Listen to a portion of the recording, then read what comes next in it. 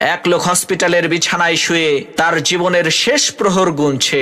এদিকে তার পরিবারের লোকজন আর হসপিটালের একজন নার্স তার বিছানার পাশে দাঁড়িয়ে আছে। এমত অবস্থায় মৃত্যু শয্যায় শুয়ে থাকা ওই ব্যক্তি তার বড় ছেলেকে কাছে ডেকে বলল, বাবা, ঢাকার গুলশানের আলিশান 10টা বাড়ি আমি তোমাকে দিয়ে গেলাম। এরপর তার একমাত্র মেয়েকে কাছে ডেকে বলল, মারে, বনানীর 5টা ডুপ্লেক্স বাড়ি আমি তোমাকে দিলাম। এরপর ছোট ছেলেকে বলল, বাবা, তুমি সবার চাইতে ছোট আর সবার চাইতে আমি তোমাকে বেশি ভালোবাসি, এজন্য বসুন্ধরা সিটি কমপ্লেক্সের ওই 15টা দোকান আমি তোমার নামে করে দিলাম। অবশেষে তার স্ত্রীকে বললেন, আমি দুনিয়া থেকে চলে যাওয়ার পর টাকা পয়সার জন্য যাতে কারো কালো মুখ দেখতে না হয়, এজন্য এলিফ্যান্ট রোডের 12টা ফ্ল্যাট আমি তোমাকে দিয়ে গেলাম। পাশে দাঁড়িয়ে থাকা নার্স লোকটার স্ত্রীকে বলল, আহারে, আপনি কতই না ভাগ্যবতী মহিলা, এত ধনী একজন স্বামী পেয়েছেন।